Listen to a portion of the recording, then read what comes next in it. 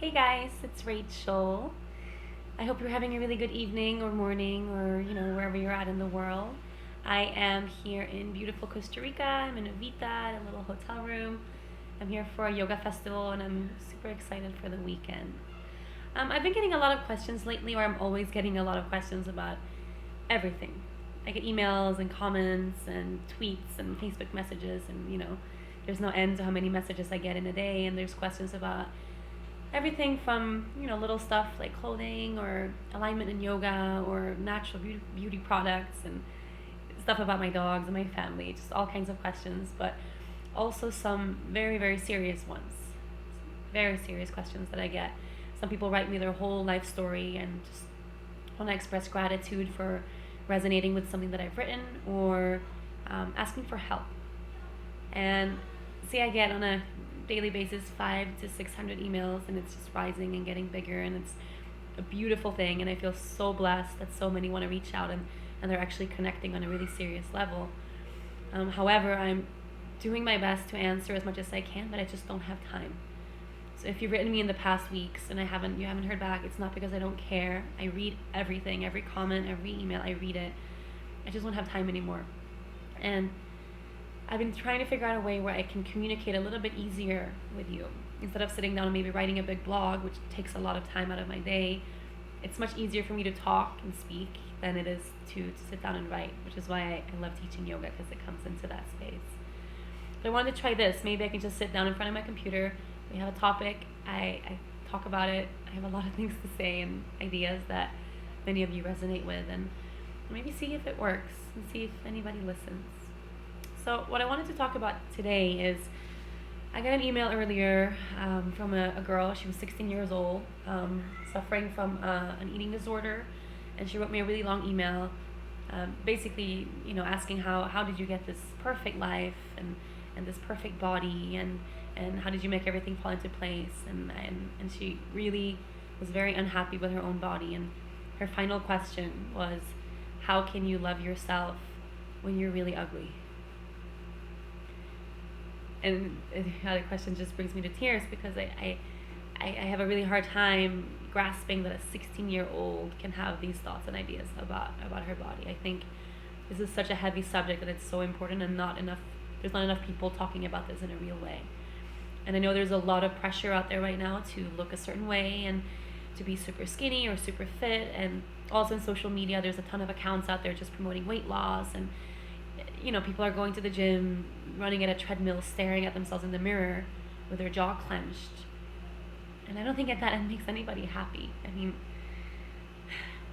being happy, which is what everybody wants, right? That's ultimately with everything we do in our lives. If it's changing our bodies, or finding a dream job, or traveling, or getting married, whatever it is that you want, it's because you have a desire to be happy. Happiness is the key and it's the point of everything we do.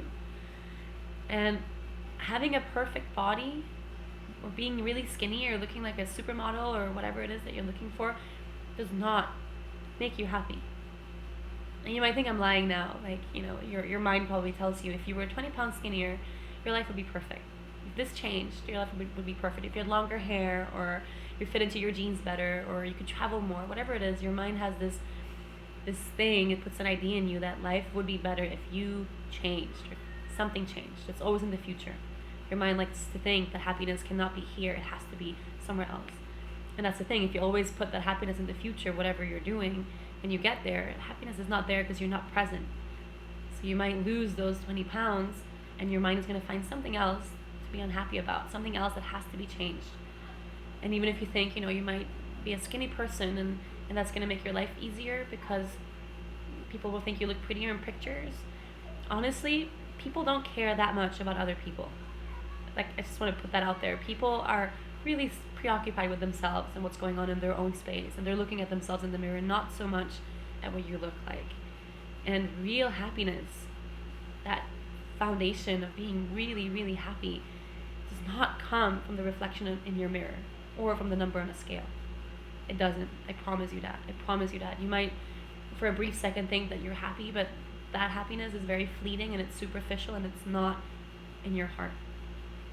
And real happiness real happiness from finding your passion or living your dreams or being creative and being with your family and finding love and embracing yourself as who you are does not come from the number on a scale. It does not come from anything outside of you. And also, it's not in the future. Keep thinking happiness is going to come, it's going to come, it's going to come. If you can't find a way to be happy now, that deep happiness is not going to come.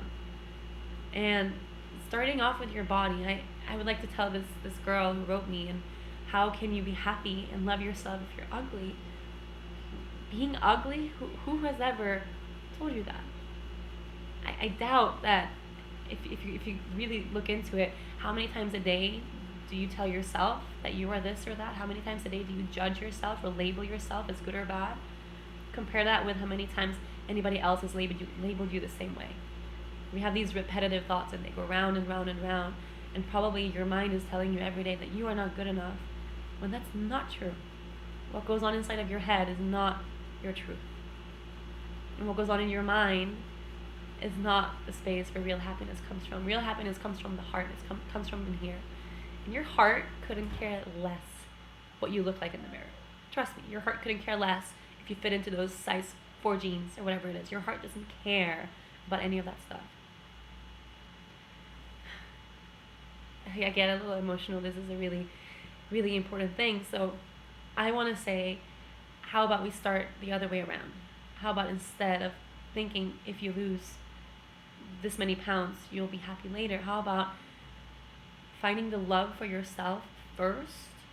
Find a way to accept who you are and embrace who you are and love who you are first, and see what happens. Seriously, like, go after your dreams. Find that passion. Figure out what makes you really happy. What do you do when you're really in the moment and everything just comes together and this is what's your thing? Find that and spread that love and share it and connect to other people, and get off the internet and find that love for yourself first. And if you do that, it's not that hard to change things physically. Physical changes are really, really easy, and they're not a big deal compared to everything else. If you love who you are, you're going to eat good food. If you love yourself, you're going to move in ways that make you really happy. You're going to practice yoga and dance and run and do all those things because you like and you enjoy them and they make you feel good. Not because you have a wanting to change what you look like. So if you're trying to change something, go the other way around. Find your happiness first, and that physical part, it's going to come. Don't worry about it. And also in that, if you're really living in the moment and you really have that joy of just being alive, being adventurous and finding everything that makes you you, that physical stuff, it doesn't really matter that much. And trust me, this is coming from a person who does not have the perfect body. Like, I haven't been stepped on a scale since I was maybe 18, and I was not happy about standing on that scale. I would not weigh myself. I don't look in the mirror that way thinking what I see is going to define who I am or how happy I am, because it's not true. And whatever ideas you have of me, it's also not true.